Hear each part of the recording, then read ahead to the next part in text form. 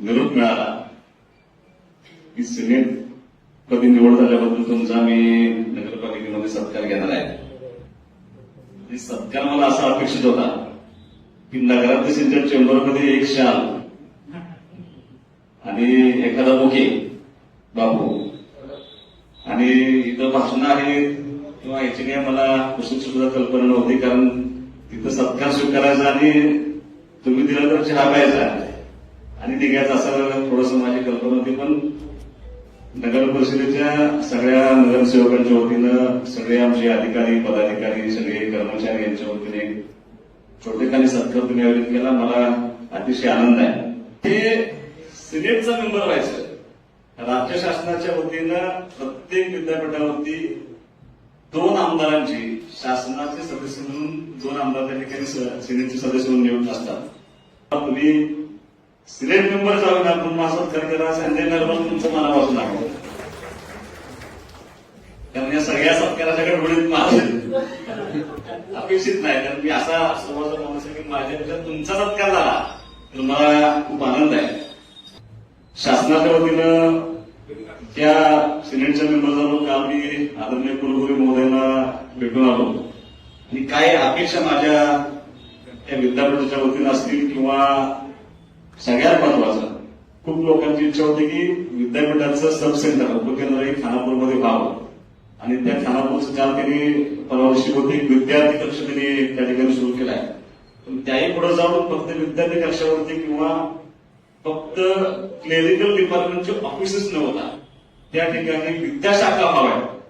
त्या ठिकाणी मोठं विद्यापीठ सब सेंटर व्हावं. त्या ठिकाणी सांगली आणि सातारा या जिल्ह्यातील मुलं त्या ठिकाणी शिकायला यावी यासाठी तिथे एक मोठं सब सेंटर व्हावं अशी इच्छा असणारा मी त्या ठिकाणी कार्य करत आहे.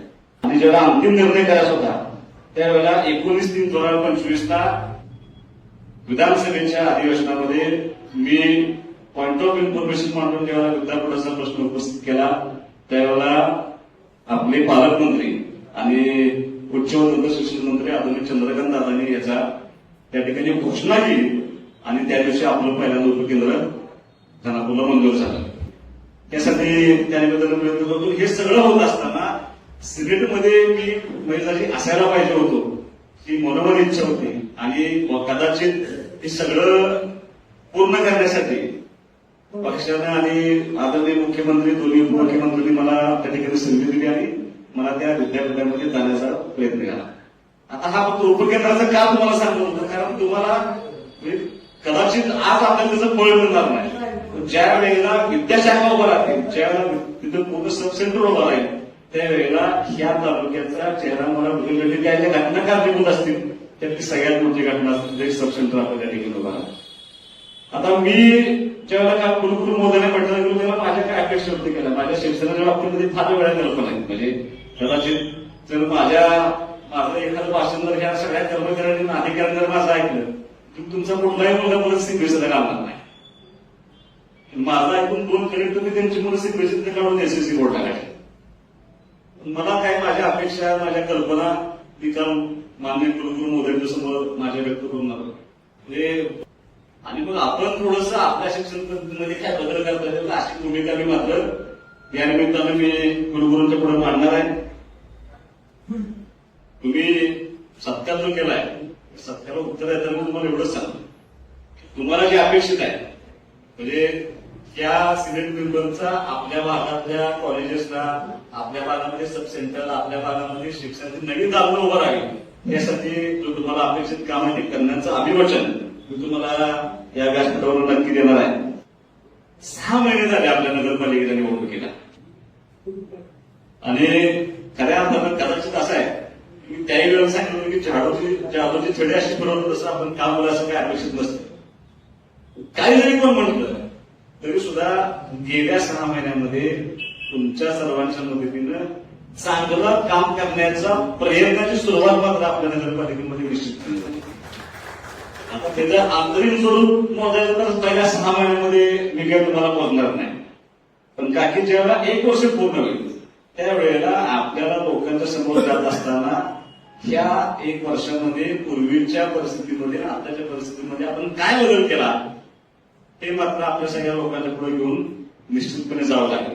आता एक अडचण पूर्वी होती, आज आहे ती म्हणजे पाण्याची आहे.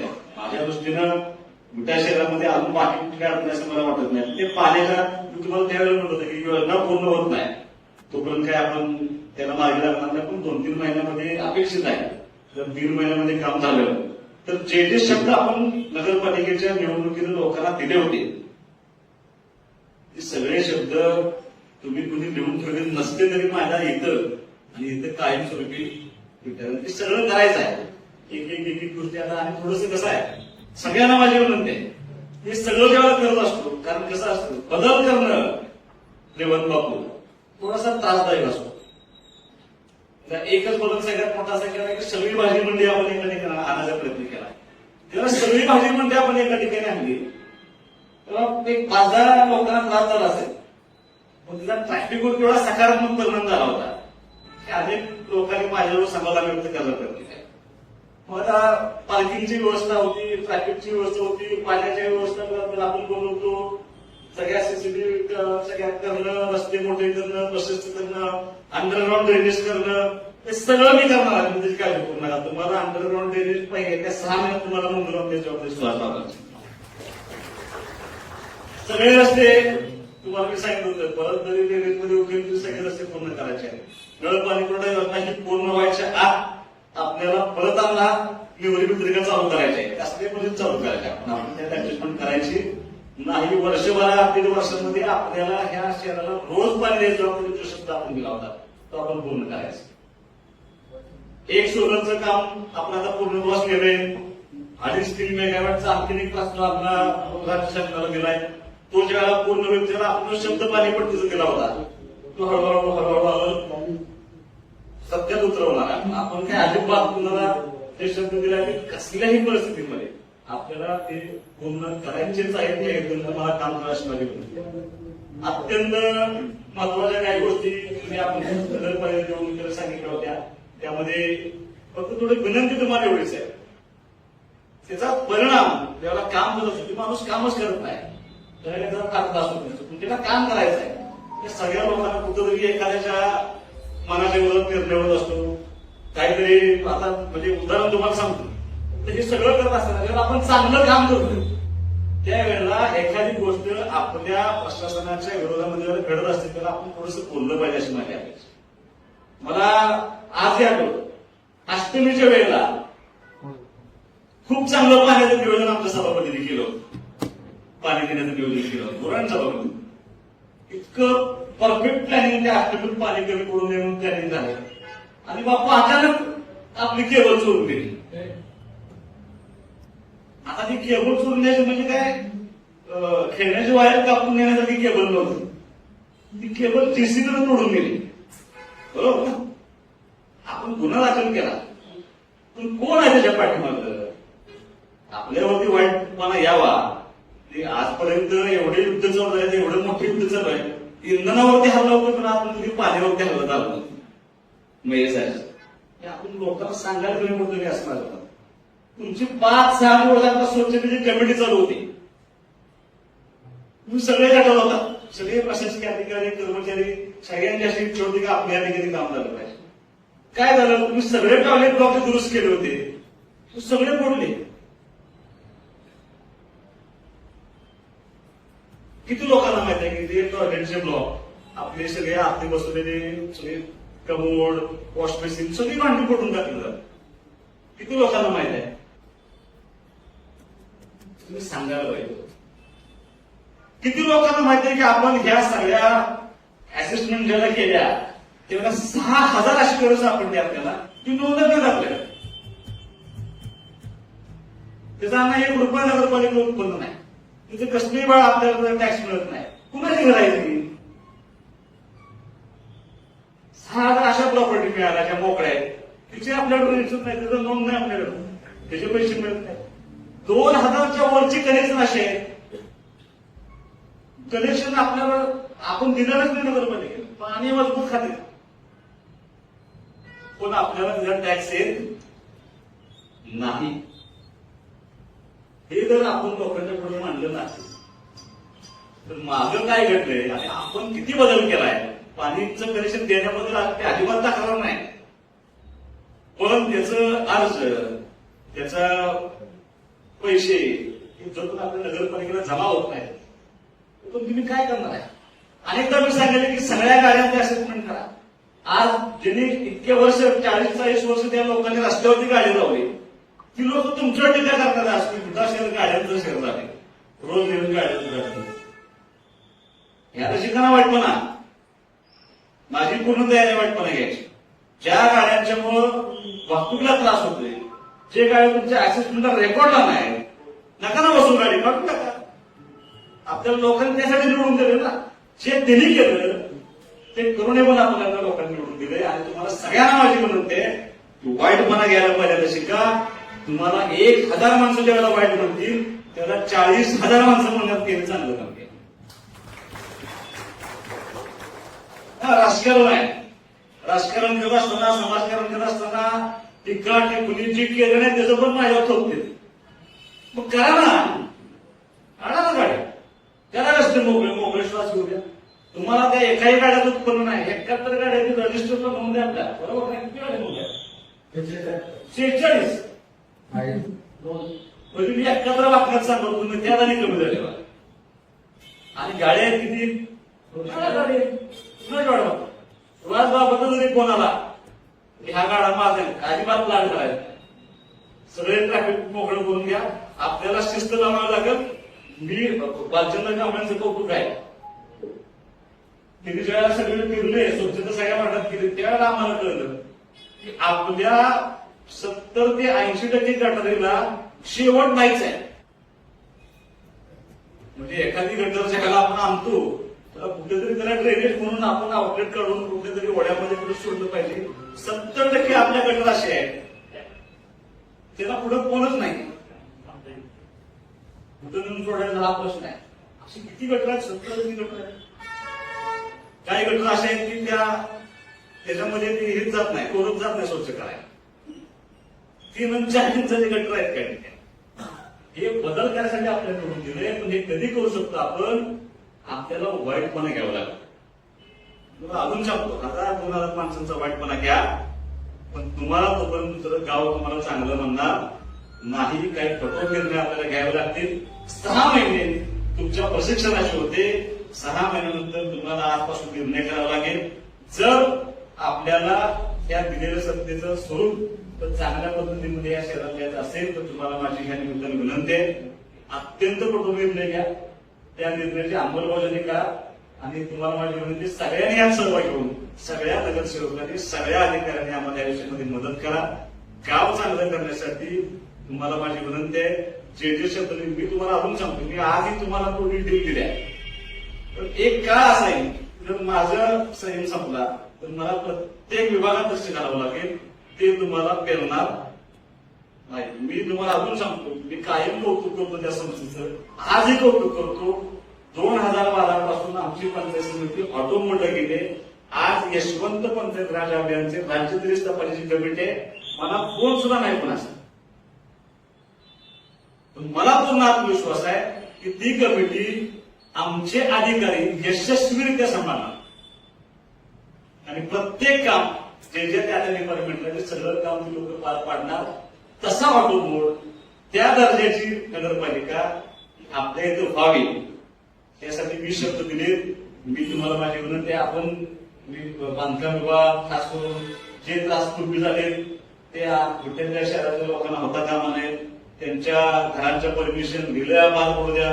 त्यांना कुठेही चुकीच्या पद्धतीने घरं बांधून देऊ नका. कमर्शियल कॉम्प्लेक्स बांधताना पार्किंग सगळ्या व्यवस्था बघितल्याशिवाय तुम्ही कुणाला आणि अजिबात आर्थिक त्रास या शहरातल्या लोकांना झाला नाही पाहिजे.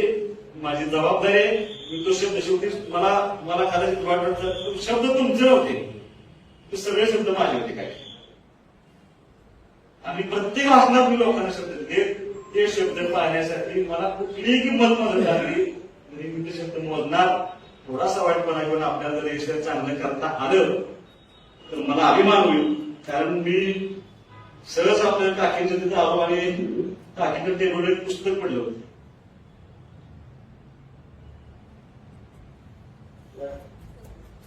कर्माचा सिद्धांत अनिल राव विश्व करी राखा, जो कस करी सो तस फल चाका. एवढ्या एकाच वाक्यात सगळं आहे. मी ते अंडरलाईन करून ठेवले. तुम्हाला माझी विनंती आहे, अधिकाऱ्यांना माझी विनंती आहे, 6 महिने झाले. 6 महिने हा ग्रेस पिरियड असतो. तुमचा ग्रेस पिरियड आजपासून संपला.